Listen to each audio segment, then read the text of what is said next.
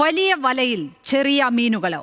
ഈ എക്സൈസിന്റെയും പോലീസിന്റെയും ലഹരി വേട്ടയ്ക്ക് ഒരു മാധ്യമം എന്ന നിലയ്ക്ക് എല്ലാവിധ പിന്തുണയും അർപ്പിച്ചുകൊണ്ട് തന്നെയാണ് ഈ ചോദ്യം ചോദിക്കുന്നത്. വലിയ വലയിൽ ചെറിയ മീനുകളോ? അഡ്വക്കേറ്റ് സി ഷുക്കൂറാണ് നമുക്കൊപ്പം തത്സമയം ചേരുന്നത്. അഡ്വക്കേറ്റ് സി ഷുക്കൂർ, സ്വാഗതം. കഴിഞ്ഞ ദിവസം കൊച്ചിയിൽ നിന്ന് സംവിധായകരായ ഖാലിദ് റഹ്മാൻ, അഷ്റഫ് ഹംസ എന്നിവർ പിടിയിലാകുന്നു. അവരിൽ നിന്ന് 1.56 ഗ്രാം കഞ്ചാവ്. റാപ്പർ വേഡിന്റെ കയ്യിൽ നിന്ന് ഇന്ന് പിടികൂടി എന്ന് പറയുന്നത് 7 ഗ്രാം കഞ്ചാവാണ്. അപ്പോൾ ഈ ചെറിയ അളവിലുള്ള കഞ്ചാവ് എന്ന് നമുക്ക് മറ്റു പല കേസുകളും താരതമ്യം ചെയ്യുമ്പോൾ ഇതിനെ പറയാം. എങ്കിൽ പോലും ഇവരുടെ സിനിമയിലെ ഗ്ലാമർ പശ്ചാത്തലം, അതല്ലെങ്കിൽ ഒരു ഗായകൻ എന്ന നിലയ്ക്ക് വേടന്റെ കാര്യം പറഞ്ഞാൽ അത്തരത്തിലുള്ള പശ്ചാത്തലം, അതൊക്കെ കൊണ്ടുകൂടി ഇത് വലിയ തോതിൽ വാർത്തകളിൽ ഇടം നേടുന്നുണ്ട്. അതിനും അപ്പുറം ഇവിടെ മറ്റു രാസലഹരി അടക്കമുള്ള ഒഴുക്ക് നടക്കുകയല്ലേ? അപ്പോൾ ഈ ചെറിയ മീനുകളെയാണോ ലക്ഷ്യം വയ്ക്കുന്നത് എന്ന് സംശയം തോന്നിപ്പോകുന്നു. താങ്കൾക്ക് എന്താണ് തോന്നുന്നത്? തീർച്ചയായും അങ്ങനെ പറയാൻ കഴിയില്ല. കഴിഞ്ഞ ഈ ഫെബ്രുവരി 22 ശേഷം മാത്രം 8 ദിവസം കൊണ്ട് 17,246 സെർച്ച് കേരളത്തിൽ നടത്തിയിട്ടുണ്ട്. 2,762 പേര് കേസ് രജിസ്റ്റർ ചെയ്തിട്ടുണ്ട്. 2,854 പേരെ അറസ്റ്റ് ചെയ്തിട്ടുണ്ട്. അവരെ കയ്യിൽ നിന്ന് 153.57 കിലോഗ്രാം കഞ്ചാവ് പിടിച്ചിട്ടുണ്ട്. 1.35 കിലോഗ്രാം MDMA പിടിച്ചിട്ടുണ്ട്. ഇതിപ്പോൾ ഹിന്ദു പത്രം സെർച്ച് ചെയ്തപ്പോൾ എനിക്ക് കിട്ടിയ ഡാറ്റാസാണ്. അതായത് കേരളത്തിൽ വ്യാപകമായ രീതിയിൽ പോലീസ് ഈ മയക്കുമരുന്നിനെതിരെ പോലീസും എക്സൈസ് ഡിപ്പാർട്ട്മെൻറ്റും വലിയ തോതിൽ തന്നെ മയക്കുമരുന്ന് വേട്ട നടത്തുന്നുണ്ട്. നമ്മൾ ഒരു കാര്യം മനസ്സിലാക്കേണ്ടത്, ജനുവരിയിൽ യോദ്ധ എന്നൊരു പ്രോജക്റ്റ് ഉണ്ട് കേരള ഗവൺമെൻറ്.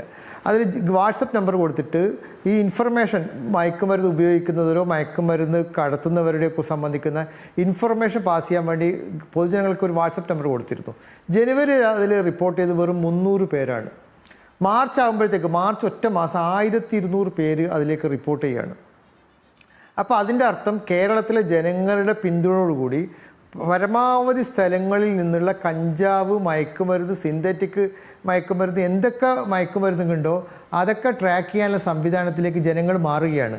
അതിൻ്റെ അർത്ഥത്തിൽ സ്വാഭാവികമായിട്ടും സിനിമ ലൈംലൈറ്റിൽ നിൽക്കുന്നവർ, സെലിബ്രിറ്റീസ്, വലിയ ജനപിന്തുണയുള്ള ആൾക്കാർ, ഇപ്പോൾ ഇവർ രാഷ്ട്രീയ നേതാക്കൾ, MLA മാർ, ആരൊക്കെ വലിയ തോതിൽ ജനങ്ങൾ വാർത്തകൾ ഇടപിടിക്കാൻ സാധ്യതയുള്ള ആൾക്കാരിൽ നിന്ന് എത്ര ചെറിയ തോതിൽ മയക്കുമരുന്നോ കഞ്ചാവോ പിടിച്ചാലോ അത് വാർത്തയാവും. സ്വാഭാവികമായ സംഗതിയാണ്. അത് ഏതെങ്കിലും തരത്തിൽ ഗവൺമെൻറ്റിൻ്റെയോ അല്ലെങ്കിൽ പോലീസിൻ്റെയോ എക്സൈസ് ഡിപ്പാർട്ട്മെൻറ്റിൻ്റെയോ തെറ്റായ നീക്കാണെന്ന് നമുക്ക് പറയാൻ കഴിയില്ല. എന്നാൽ മറ്റ് എല്ലാ രീതിയിലും നാട്ടിലെ എല്ലാ ഭാഗത്തും ഈ സംഗതി ഡി ഹണ്ട് നടക്കുന്നുണ്ട്. യോദ്ധ വഴി ആൾക്കാർ ഇൻഫർമേഷൻ നൽകുന്നുണ്ട്. അതിനൊക്കെ അഡീഷണലായിട്ട് ഇത്തരം എത്ര ഉന്നത സ്ഥാനത്ത് നിൽക്കുന്നവരും സമൂഹത്തിൽ സ്വാധീനമുള്ളവരും സെലിബ്രിറ്റീസ് ആയാൽ പോലും അവരും നിയമത്തിൻ്റെ മുന്നിൽ തുല്യരാണ് എന്നൊരു സന്ദേശം മാത്രമാണ് ഇത് നൽകുന്നതെന്ന് നമുക്ക് മനസ്സിലാക്കാൻ കഴിയും. എല്ലാ മനുഷ്യരും തുല്യരായി കാണുന്ന ഒരു ഘട്ടത്തിൽ എത്ര ഉയർന്ന സ്ഥാനത്ത് നിൽക്കുന്നവരും സ്വാധീനമുള്ളവരും, ഇപ്പം നമുക്ക് ഖാലിദ് റഹ്മാൻ ആയാലും അഷ്റഫ് സലാമായാലും അവരങ്ങനെ പറയുന്ന ഇന്നലെ പിടിച്ച ആൾക്കാരൊക്കെ വളരെ പ്രഗത്ഭരായ ടാലന്റായ സംവിധായകരാണ്. എനിക്കിതിൽ തോന്നുന്നത് അവർ വളരെ പ്രതിഭയുള്ള മനുഷ്യരാണ്, പക്ഷേ പ്രബലരല്ല എന്നുള്ളതാണ്. വലിയ ആൾ സ്വാധീനവും സാമ്പത്തിക സ്വാധീനവും ഒക്കെയുള്ള മറ്റു പലരും ഇതേ കുറ്റകൃത്യം സമൂഹത്തിൽ ചെയ്യുന്നുണ്ട്, പക്ഷേ അവരിലേക്ക് എത്തുന്നില്ല എന്നുള്ള വിമർശനമാണ് ഈ ഘട്ടത്തിൽ ഉയർത്തുന്നത്.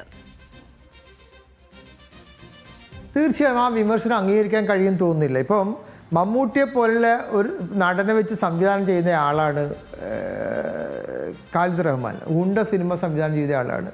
അതുപോലെ ഇപ്പോൾ ജിംഖാന, ആലപ്പുഴ ജിംഖാന നടക്കുന്നത്, അവർക്കൊക്കെ ഏതെങ്കിലും മമ്മൂട്ടിയെ പോലുള്ള ഒരാളെ സ്വാധീനിക്കാൻ അവർ കഴിയില്ലേ? പക്ഷേ അത്തരം സ്വാധീനങ്ങൾക്ക് വഴങ്ങുന്ന രീതിയിലല്ല കാര്യങ്ങൾ പോകുന്നത്. നമുക്ക് തിരിച്ചെന്തെങ്കിലും ചൂണ്ടിക്കാൻ കഴിയുമോ? ബഹുമാനം, ഇപ്പോൾ നമ്മൾ ലക്ഷ്മിക്ക് ഏതെങ്കിലും ഇൻസിഡൻറ്റിൽ ഇന്നയാളുടെ കയ്യിൽ ഈ മയക്കുമരുന്നുണ്ട്, അല്ലെങ്കിൽ ഇന്നയാളെ പോലീസ് പിടിക്കുന്നില്ല, അയാൾക്ക് ഇത്ര സ്വാധീനമുണ്ടെന്ന് പറയാനില്ല ഒരു ഉദാഹരണം ഇല്ലാത്ത കാലത്തോളം നമുക്കങ്ങനെ ഈ ആരോപണം ഉന്നയിക്കാൻ കഴിയില്ല. അടിസ്ഥാനരഹിതമായ ഒരു ആരോപണമാണ്. എത്ര സ്വാധീനമില്ല ആൾ, ഇപ്പോൾ സിനിമാ രംഗത്ത് സ്വാധീനമില്ല ആളല്ലേ ഷൈം ടോം ചാക്കോ, ശ്രീനാഥ് വാസി, അവരൊക്കെ സ്വാധീനമില്ലാത്ത ആളാണോ? കേരള സമൂഹത്തിലും സിനിമാ മേഖലയിലും രാഷ്ട്രീയ അങ്ങനെ ഒരു ആനുകൂല്യവും ഒരു സ്വാധീനത്തിൻ്റെ പേരിലും കേരളത്തിൽ ലഭിക്കുമെന്ന് നമ്മൾ വിചാരിക്കാൻ കഴിയുമോ? നമ്മൾക്ക് അറിയാവുന്നൊരു കാര്യമാണ് ഈ വിധത്തിൽ നടക്കുമ്പോഴും എന്തുകൊണ്ടാണ് അഡ്വക്കേറ്റ് ഷുക്കൂർ ഇവർക്ക് ലഹരി സപ്ലൈ ചെയ്യുന്ന ആളുകളിലേക്ക് ആ കണ്ണികൾ അറുത്തു മാറ്റാൻ കഴിയാത്തത് എന്തുകൊണ്ടാണ്? ഇതിന് പാരലായി തന്നെ ഇപ്പോൾ പിടിച്ച കേസുകളൊക്കെയും കഞ്ചാവ് കേസുകളാണ് ഈ പ്രമുഖരിൽ നിന്നൊക്കെ പിടിച്ചിരിക്കുന്നത്. അതല്ലാത്ത രാസലഹരിയുടെ ഒഴുക്ക് സംബന്ധിച്ച് എക്സൈസിന് അറിയാത്തത് കൊണ്ടല്ലോ, അതുകൊണ്ടല്ലോ. അപ്പോൾ ആ ഉപയോഗം, അത്തരത്തിലുള്ള രാസലഹരിയുമായി ബന്ധപ്പെട്ട കേസുകളിൽ ഇതേപോലെയുള്ള നടപടികൾ എന്തുകൊണ്ടുണ്ടാകുന്നില്ല? ഉണ്ടാകുന്നുണ്ട് ലക്ഷ്മി, നമ്മൾ ശ്രദ്ധിക്കാത്തതുകൊണ്ടാണ്. കുറച്ച് നാൾ മുമ്പാണ് ബാംഗ്ലൂരേക്ക് കേരള പോലീസ് പോയിട്ട് നൈജീരിയൻ പൗരനെ അടക്കം പിടിച്ചുകൊണ്ടുവരുന്നത്. ബാംഗ്ലൂർ എത്തിയിട്ട് കേരള പോലീസ് ആളെ പിടിച്ചുകൊണ്ടിരുന്നുണ്ട്, ആന്ധ്രാപ്രദേശിൽ നിന്ന് ആളെ പിടിച്ചുകൊണ്ടിരുന്നിട്ടുണ്ട്, ഡൽഹിയിൽ നിന്ന് ആളെ പിടിച്ചുകൊണ്ടിരുന്നിട്ടുണ്ട്. കേരള പോലീസ് എക്സൈസ് ഡിപ്പാർട്ട്മെൻറ്റ് ഈ കാര്യത്തിൽ യാതൊരു വീഴ്ച സംഭവിച്ചിട്ടില്ല. നിങ്ങൾ പരിശോധിച്ചാൽ, നിങ്ങളൊന്ന് നിങ്ങളുടെ വാർത്തയുടെ പുറകോട്ട് പോയാൽ തന്നെ അറിയാം. ബാംഗ്ലൂർ പോയി ആളെ പിടിച്ചുകൊണ്ടിരുന്നിട്ടില്ലേ MDMA നിർമ്മിക്കുന്ന സ്ഥലത്ത് നിന്ന്, ലാബിൽ നിന്ന്. അതുപോലെ ഡൽഹിയിൽ നിന്ന് ആളെ കൊണ്ടുവന്നിട്ടില്ലേ, ആന്ധ്രാപ്രദേശിൽ നിന്ന് ആളെ കൊണ്ടുവന്നിട്ടില്ലേ. ഞാൻ ഈ നേരത്തെ 2013-14 ഘട്ടത്തിൽ ഞാൻ പ്രോസിക്യൂട്ടറായ സമയത്ത് ആസാമിൽ കേരള പോലീസ് പോയിട്ടുണ്ട്. കാസർഗോഡ് DYSP സുരേഷ് കുമാർ എന്ന് പറയുന്നയാൾ ആസാമിലേക്ക് ജീവൻ പണയം വെച്ച് പോയിട്ട് ആളെ പിടിച്ചുകൊണ്ടിട്ടുണ്ട്. അങ്ങനെയൊക്കെ കേരളം ചെയ്യുന്നുണ്ട്. പക്ഷേ സെലിബ്രിറ്റീസിനെ പിടിക്കപ്പെടുന്നുള്ള വാർത്താ പ്രാധാന്യമോ അല്ലെങ്കിൽ വാർത്താ ആഘോഷങ്ങളോ മറ്റുള്ള കാര്യത്തിൽ ഉണ്ടാകുന്നില്ല എന്നേ ഉള്ളൂ. നിങ്ങൾ കേരള പോലീസിൻ്റെ ഡാറ്റാസ് പരിശോധിച്ചാൽ ഇന്ത്യയിൽ തന്നെ ഏറ്റവും അധികം കേസ് റിപ്പോർട്ട് ചെയ്യുന്ന സ്ഥലം കേരളമാണ്, ഏറ്റവും അധികം കേസ് ഡിക്റ്റേറ്റ് ചെയ്യുന്ന സ്ഥലം കേരളമാണ്, ഏറ്റവും അധികം കൺവിക്ഷൻ റേറ്റുള്ള സ്ഥലം കേരളമാണ്. എന്താ അതിന് കാരണം?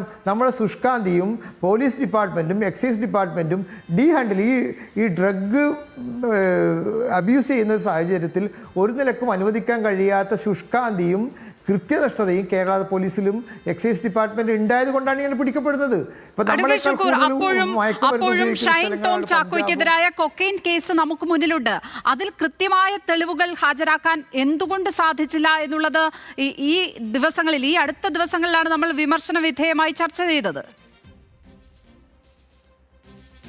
2015 ജനുവരിയിലാണ് ഷൈൻ ടോം ചാക്കോ പിടിക്കപ്പെടുന്നത്. അന്നത്തെ ഒരു പോലീസ് സാഹചര്യമല്ല 2025, 10 വർഷം മുമ്പുണ്ടായ ഒരു സാഹചര്യമാണ്. 10 വർഷം മുമ്പുണ്ടായ ആ കേസിൻ്റെ ട്രയൽ കഴിഞ്ഞ് വിധി വരുന്നത് 2025 ഫെബ്രുവരിയിലാണ്. നമ്മളൊരു കാര്യം മനസ്സിലാക്കേണ്ടത്, ഇത്തരം വീഴ്ച വന്നാൽ പോലും നമ്മുടെ ക്രിമിനൽ ഈ കേസുകളിലെ അക്വിറ്റൽ വന്നു കഴിഞ്ഞാൽ അക്വിറ്റൽ റിവ്യൂ കമ്മിറ്റി എന്നൊരു സംവിധാനം എല്ലാ പോലീസ് ജില്ലകളിലുമുണ്ട്. ക്രിമിനൽ അക്വിറ്റൽ റിവ്യൂ കമ്മിറ്റിയിൽ എന്തുകൊണ്ടാണ് വീഴ്ച സംഭവിച്ചത്? പ്രോസിക്യൂട്ടർക്ക് വീഴ്ച സംഭവിച്ചിട്ടുണ്ടോ? ഡിക്റ്റേറ്റ് ചെയ്ത ഓഫീസർക്ക് വീഴ്ച സംഭവിച്ചിട്ടുണ്ടോ? ഇൻവെസ്റ്റിഗേഷൻ നടത്തി, എനിക്ക് തോന്നുന്നു 6 ഇൻവെസ്റ്റിഗേഷൻ ഓഫീസർമാർ ആ കേസിലുണ്ടായിരുന്നു. ഇൻവെസ്റ്റിഗേഷൻ നടത്തിയവർക്ക് വീഴ്ച സംഭവിച്ചിട്ടുണ്ടോ? ഇപ്പോൾ കോടതിയിൽ എങ്ങനെയാണ് മൊഴി മാറ്റി പറഞ്ഞ് ഈ കാര്യങ്ങൾ പരിശോധിക്കാനും, അങ്ങനെ പരിശോധിച്ചിട്ട് ആരുടെ ഭാഗത്താണ് വീഴ്ച ഉണ്ടായതിനെക്കുറിച്ച് കൃത്യമായ നടപടിയെടുക്കാനും വേണ്ടി അക്വിറ്റൽ റിവ്യൂ കമ്മിറ്റി എന്നൊരു കമ്മിറ്റി തന്നെ 2014 മുതൽ എല്ലാ ജില്ലയിലും പ്രവർത്തിക്കുന്നുണ്ട്. ഞാൻ മനസ്സിലാക്കുന്നത് വിദൂരമല്ലാത്ത ഭാവിയിൽ ഏറ്റവും അടുത്ത ദിവസങ്ങളിൽ എറണാകുളം പോലീസ്, ജില്ലാ പോലീസ്, കടവന്ത്ര പോലീസാണ് ആ കേസ് രജിസ്റ്റർ ചെയ്തത്. എറണാകുളത്ത് കടവന്ത്ര പോലീസ് എനിക്ക് തോന്നുന്നത് സിറ്റി പോലീസ് കമ്മീഷൻ്റെ കീഴിലാണ്. സിറ്റി പോലീസ് കമ്മീഷൻ അവരുടെ criminal case acquittal review committee അടിയന്തരമായി കൂടി അതിനാവശ്യമായ നടപടി സ്വീകരിക്കുമെന്നാണ് ഞാൻ മനസ്സിലാക്കുന്നത്. ഇത്രയധികം ജാഗ്രത ഉണ്ടായിട്ടും എന്തുകൊണ്ടാണ് കേരളത്തിലേക്ക് ഈ വിധത്തിൽ ലഹരി ഒഴുകിയെത്തുന്നത് എന്നുള്ളത് ഇപ്പോഴും അത്ഭുതമായി ശേഷിക്കുകയാണ്. അതെവിടെയാണ് ആ വിടവ് ഉണ്ടായിരിക്കുന്നത്? എന്തുകൊണ്ടാണ് ആ കണ്ണികളെ പൂർണ്ണമായും നമുക്ക് അറുക്കാൻ പറ്റാത്തത്? ഞാൻ മനസ്സിലാക്കിയിടത്തോളം ലഹരിയുടെ ഗേറ്റ് വേ എന്ന് പറയാൻ പറ്റുന്ന തുറമുഖമാണ് മുന്ദ്ര തുറമുഖം, ഗുജറാത്തിലെ. ഇത് കേന്ദ്ര സർക്കാർ തന്നെ സ്ഥിരീകരിച്ചിട്ടുള്ളതാണ്, രേഖാമൂലം സമ്മതിച്ചിട്ടുള്ളതാണ്. ശരിയാണ്, അവിടെയാണ് ഏറ്റവും കൂടുതൽ ലഹരി ഒഴുക്ക് നടക്കുന്നത് എന്നുള്ളത് കേന്ദ്രം തന്നെ സമ്മതിച്ച ആ കാര്യമാണ്. അപ്പോഴും നമുക്ക് കേന്ദ്രത്തിൽ സമ്മർദ്ദം ചെലുത്താനാകുന്നില്ല, അവിടെ നിന്ന് ഇങ്ങോട്ടേക്കുള്ള ലഹരി ഒഴുക്ക് തടയുവാനാകുന്നില്ല. അതെന്തുകൊണ്ടായിരിക്കും? നമ്മൾ മനുഷ്യ സഹജമായ ട്രാൻസ്പോർട്ടേഷൻ നമ്മുടെ സംസ്ഥാനത്തേക്ക് കടന്നു വരുന്ന എല്ലാ വാഹനവും മുഴുവൻ പരിശോധിക്കാനും മുഴുവൻ ആൾ പരിശോധിക്കാനുള്ള സാഹചര്യം നമുക്ക് പോസിബിൾ അല്ല. മനുഷ്യന്മാർക്ക് സ്വാഭാവികം. നമ്മൾ 200 കിലോമീറ്റർ അകത്തേക്ക് പാകിസ്ഥാൻ്റെ അതിർത്തി കടന്ന് 6 പേര് വന്നിട്ട് നമ്മുടെ രാജ്യത്തെ 28 പേരെ വെടിവെച്ച് കൊല്ലുമ്പോൾ പിടിക്കാൻ നമുക്ക് പറ്റിയിട്ടില്ല. അതിപ്പോൾ അതിനേക്കാൾ ഭീകരമായൊരു സംഗതി ഞാൻ നിസ്സാരമായി കാണുന്നതല്ല. 6 ടെററിസ്റ്റുകൾ 200 കിലോമീറ്റർ പാകിസ്ഥാൻ അതിർത്തിയിൽ നിന്ന് നമ്മുടെ രാജ്യത്തിൻ്റെ അകത്തേക്ക് കടന്നിട്ട് 28 പേരെ വെടിവെച്ച് കൊന്നപ്പോൾ നമ്മൾ മനസ്സിലാക്കുന്നത് വെടിവെച്ചതിന് ശേഷമാണ്. തീർച്ചയായും നമ്മുടെ കർണാടകയിൽ നിന്ന്, മംഗലാപുരത്ത് നിന്ന്, ബാംഗ്ലൂരിൽ നിന്ന്, നമ്മുടെ എല്ലാ അതിർത്തിയിൽ നിന്നും ചെക്ക് പോസ്റ്റ് വഴിയോ അല്ലെങ്കിൽ എയർപോർട്ട് വഴിയോലാണോ സംസ്ഥാനത്തേക്ക് ആൾ വരുന്നത്. നടന്നിട്ട് വരുന്നവരുണ്ട്, വാഹനങ്ങൾ വരുന്നവരുണ്ട്, പബ്ലിക് ട്രാൻസ്പോർട്ട് ഉണ്ട്. അങ്ങനെയൊക്കെ വരുന്ന സ്ഥലങ്ങളിലൊക്കെ പരമാവധി പിടിക്കുന്നുണ്ട്. ഇപ്പം ബാംഗ്ലൂരിൽ നിന്ന് കണ്ണൂരേക്കും കാഞ്ഞങ്ങാട്ടേക്കും ബസ് വരുന്നുണ്ട്. ബാംഗ്ലൂർ, തിരുവനന്തപുരത്തേക്ക്, പാലക്കാട്ടേക്ക് ബസ് വരുന്നുണ്ട്. ആ ബസ്സുകളിലൊക്കെ ഇൻഫർമേഷൻ കിട്ടുന്നതും അല്ലാത്തതുമായ റാൻഡം ചെക്കിങ് നടക്കുന്നുണ്ട്. ആ ചെക്കിങ്ങിലൊക്കെ പിടിക്കുന്നുണ്ട്. പക്ഷേ മനുഷ്യ സഹജമായ രീതിയിൽ പോലീസ് നായ ഉപയോഗിച്ചും ആൻറ്റി നർക്കോട്ടിക് സെല്ല് ഉപയോഗിച്ചും പരമാവധി കേരള പോലീസ് ശ്രമിക്കുന്നുണ്ട്. എന്നാലും മനുഷ്യൻ്റെ വീഴ്ചയാണ്. കേസുകൾ പിടികൂടുന്നുണ്ട് എന്ന കാര്യത്തിൽ ഒരു സംശയവുമില്ല. രാസലഹരി കേസുകളും പിടികൂടുന്നുണ്ട്. നിരവധി കേസുകൾ ഓരോ ദിവസവും റിപ്പോർട്ടായി എത്തുന്നുണ്ട്. അപ്പോഴും അതിൽ ചെറിയ മീനുകളാണുള്ളത്. വലിയ ഡ്രഗ് വ്യാപാരികളിലേക്കൊന്നും എത്തുന്നില്ല. അത്തരത്തിലുള്ള വലിയ ഇടപാടുകളിലേക്ക് നമുക്ക് എത്താൻ ഇതുവരെയും കഴിഞ്ഞിട്ടില്ല. അഡ്വക്കേറ്റ് ഷുക്കൂർ, അത് ലക്ഷ്മി പറയുന്നത് ഫാക്ച്വലി കറക്റ്റാണെന്ന് എനിക്ക് തോന്നുന്നില്ല. ഞാൻ നേരത്തെ പറഞ്ഞതുപോലെ ബാംഗ്ലൂരെയും ഡൽഹിയിലെയും ആന്ധ്രാപ്രദേശിലൊക്കെ കൊണ്ടുവന്ന ഇതിൻ്റെ വലിയ തിമിംഗലങ്ങൾ തന്നെയാണ് കേരളത്തിലേക്ക് കൊണ്ടുവന്നിട്ടുള്ളത്. അവരുടെ പേരൊന്നും ഞാനിപ്പോൾ എനിക്ക് ഓർത്തെടുക്കാൻ പറ്റുന്നില്ല. വലിയ ആൾക്കാർ തന്നെയാണ്. ഇപ്പോൾ നൈജീരിയക്കാർ, വിദേശ പൗരന്മാരെ കേരളത്തിലേക്ക് കൊണ്ടുവന്നിട്ട്, കോൺഗ്രസിൻ്റെ നേതാവാണ് ഒരു ഡൽഹിയിൽ നിന്ന് കൊണ്ടുവന്ന ഒരാൾ. അപ്പോൾ എല്ലാ തരത്തിലുള്ള ആൾക്കാരെയും നമ്മൾ കൊണ്ടുവരുന്നുണ്ട്, അവരെ പിടിക്കുന്നുണ്ട്. പക്ഷേ ഇൻഫർമേഷൻ ഇപ്പോൾ മുഴുവൻ ഓരോ പ്രദേശത്തേക്കും കഞ്ചാവ് കൊണ്ടുപോകുന്ന സ്കൂളിൽ കഞ്ചാവ് പാർട്ടി കാസർഗോഡ് നടത്തിയിരുന്നു. കാസർഗോഡ് ഒരു സ്കൂളിൽ +2 കഴിഞ്ഞപ്പോൾ കഞ്ചാവ് പാർട്ടി നടത്തിയിട്ട് അപ്പം തന്നെ പോലീസ് അറിഞ്ഞു, പിടിച്ചു, 3-4 പേരെ ജയിലിലാക്കി. അപ്പം നമ്മുടെ സമൂഹത്തിലുള്ള നമുക്ക് മനുഷ്യ സഹജമായ രീതിയിൽ, ടെക്നിക്കലി പോസിബിളായ രീതിയിൽ പോലീസ് നായ്ക്കളെയും മറ്റ് ഡ്രഗ്സ് ഡിറ്റക്റ്റ് ചെയ്യാവുന്ന എല്ലാ ആധുനിക സംവിധാനവും ഉപയോഗിച്ച് നമ്മൾ ശ്രമിക്കുന്നുണ്ട്. എന്നാലും മനുഷ്യനാണ്. ഇപ്പം എങ്ങനെയൊക്കെ ഒളിപ്പിച്ച് കിടത്താൻ പറ്റുന്ന ആൾ ശ്രമിക്കുന്നോ അതിനൊക്കെ മറികടക്കാവുന്ന രീതിയിലുള്ള സജ്ജീകരണം നമ്മൾ ഒക്കുപ്പൈ ചെയ്തുകൊണ്ടിരിക്കുകയാണ്. തീർച്ചയായും വിദൂരമല്ലാത്ത ഭാവിയിൽ ഒരു നിലക്കുള്ള സിന്തറ്റിക്കായോ പ്രകൃതിപരമായോ മയക്കുമരുന്ന് ഇല്ലാത്തൊരു സംസ്ഥാനമായി മാറും കേരളം എന്ന കാര്യം തർക്കമില്ല. അതിൽ ഏറ്റവും പ്രധാനപ്പെട്ട സഹകരണം ജനങ്ങളുടെ സഹകരണമാണ്. Panchayat member, block panchayat member, ജില്ലാ പഞ്ചായത്ത് മെമ്പർ, MLA മാർ, പാർലമെൻറ്റ് അംഗങ്ങൾ, മന്ത്രിമാർ, ഉദ്യോഗസ്ഥന്മാർ, സ്കൂൾ അധ്യാപകർ, ബാങ്ക് ഉദ്യോഗസ്ഥന്മാർ, എല്ലാ നിലയിലെ ആൾക്കാരും ഈ എക്സൈസ് ഡിപ്പാർട്ട്മെൻറ്റും പോലീസ് ഡിപ്പാർട്ട്മെൻറ്റും നൽകുന്ന ആൻറ്റി നാർക്കോട്ടിക് സെൽ നൽകുന്ന വാട്സപ്പ് മെസ്സേജ് ഗ്രൂപ്പിലേക്ക്, വാട്സപ്പ് നമ്പറിലേക്ക് മെസ്സേജ് അയച്ചു കൊടുക്കുകയാണ്. ഇന്ന സ്ഥലത്ത് മയക്കുമരുന്നുണ്ട്, ഇന്ന സ്ഥലത്ത് കഞ്ചാവുണ്ട്, ഇന്ന സ്ഥലത്ത് MDMA ഉപയോഗിക്കുന്നതായി മനസ്സിലാക്കുന്നു.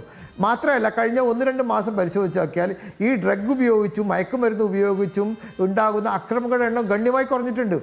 നമ്മൾ ഈ ഒരു 3-4 മാസം മുമ്പുണ്ടായ അമ്മയെ അടിക്കുന്നതും അച്ഛനെ അടിക്കുന്നതും ബന്ധുക്കളെ ഉപദ്രവിക്കുന്നതും സഹോദരിമാരെ ഉപദ്രവിക്കുന്നതും എത്രയോ കേസുകളാണ് ഓരോ ദിവസവും റിപ്പോർട്ട് ചെയ്യുന്നത്. പക്ഷേ പോലീസും എക്സൈസ് ഡിപ്പാർട്ട്മെൻറ്റും ആൻറ്റി നർക്കോട്ടിക് സെല്ലും സജീവമായതോടുകൂടി അത്തരം ആൾക്കാരെ പിടിക്കുന്ന ഘട്ടം വന്നപ്പോൾ ഇത് വലിയ തോതിൽ കുറഞ്ഞിട്ടുണ്ട്. താങ്കൾ ഒരു സിനിമാ നടൻ കൂടിയാണ്. അപ്പോൾ ഇത്തരത്തിലുള്ള കേസുകളിൽ പിടികൂടിയാൽ അവരെ ആജീവനാന്തം അങ്ങനെ ലഹരി കുറ്റവാളികളായി കണ്ട് മാറ്റി നിർത്തുന്നത് എത്രത്തോളം ശരിയാണ്? അവർ ഒരുപക്ഷെ ആ കലാജീവിതത്തിലേക്കൊക്കെ വീണ്ടും മടങ്ങി വരേണ്ടത് വലിയ ആവശ്യമല്ലേ? അതിനുള്ള ഒരു പിന്തുണ എത്രമാത്രം കിട്ടുന്നുണ്ട് എന്നാണ് തോന്നുന്നത്? പലപ്പോഴും അങ്ങ് ചാപ്പകുത്തി മാറ്റി നിർത്തുന്നത് പോലെയാണ് കാണുമ്പോൾ തോന്നുന്നത്. ഇതുമായി ബന്ധപ്പെട്ട് ഈ കേസുകൾ വരുമ്പോഴൊക്കെയുള്ള ഒരു രീതി അങ്ങനെയാണ്, പൊതുസമൂഹത്തിന്റെ ഒരു മനോഭാവം അങ്ങനെയാണ് എന്ന് തോന്നുന്നുണ്ട്. 2 തരത്തിൽ നമ്മൾ ആ പ്രശ്നം കാണേണ്ടതുണ്ട്.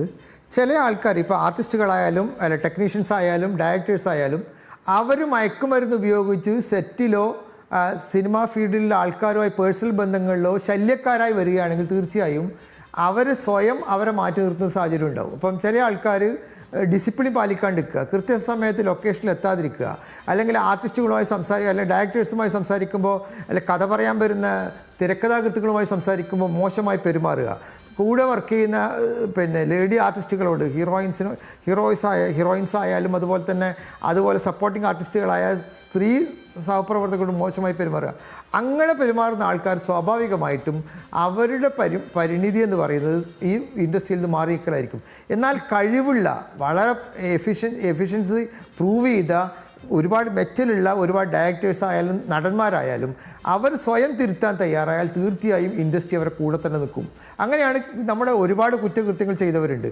ആ ഇതുപോലുള്ള സ്വന്തം ജീവിതം കൊണ്ട് തന്നെ അവർ സ്വന്തം ജീവിതം തന്നെ ബലിയർപ്പിക്കുന്ന രീതിയിലാണ് ഈ മയക്കുമരുന്ന് ഉപയോഗിക്കുന്നത്. അവർക്ക് തന്നെ അവർ ബോധ്യപ്പെട്ട് കഴിഞ്ഞാൽ അവർ സ്വയം തിരുത്തുകയും ഇൻഡസ്ട്രിയിലും സിനിമയ്ക്ക് വലിയ സംഭാവന നൽകാൻ കഴിയുന്നവർ തീർച്ചയായും അവരുടെ പ്രതിഭകളെ നമുക്ക് നിഷേധിക്കാൻ കഴിയില്ല. ഇപ്പോൾ വേടൻ എന്ന് പറയുന്നയാൾ വളരെ ടാലൻറ്റഡായ വളരെ കഴിവുള്ള ഒരു കലാകാരനാണ്. തീർച്ചയായും ഈ കേസുകളിൽ നിന്ന് വിമുക്തമായി അദ്ദേഹം കേരളീയ സമൂഹത്തിൽ അദ്ദേഹം ഉയർത്ത രാഷ്ട്രീയം, അദ്ദേഹം ഉയർത്ത പ്രശ്നങ്ങൾ സജീവമായ ചർച്ചയിൽ തന്നെ നാളെ ഉണ്ടാകുമെന്ന് തന്നെയാണ് പ്രതീക്ഷിക്കുന്നത്. അതുപോലെ ഇന്നലെ പിടിച്ച 2 സംവിധായകർ വളരെ ടാലൻ്റായ പ്രഗത്ഭരായ സംവിധായകരാണ്. അവരെ ഒന്നും നിഷേധിച്ചുകൊണ്ട് മലയാള സിനിമയ്ക്ക് മുന്നോട്ട് പോകാൻ കഴിയില്ല. അവരുടെ സാന്നിധ്യം ഇനിയുണ്ടാവും തന്നെയാണ് വിചാരിക്കുന്നത്. വളരെയധികം നന്ദി അഡ്വക്കേറ്റ് സി ഷുക്കൂർ ഇക്കാര്യത്തിൽ ഞങ്ങളോട് സംസാരിക്കാൻ എത്തിയതിന്. ഞങ്ങൾ ഈ ലഹരി ഡ്രൈവുകളെ ഒരു കാരണവശാലും തള്ളിപ്പറയുകയല്ല. അതിന് പൂർണ്ണ പിന്തുണയുണ്ട് ഒരു മാധ്യമം എന്ന നിലയ്ക്ക്. ചില കാര്യങ്ങൾ ക്രിട്ടിക്കലായി പരിശോധിച്ചു എന്ന് മാത്രം.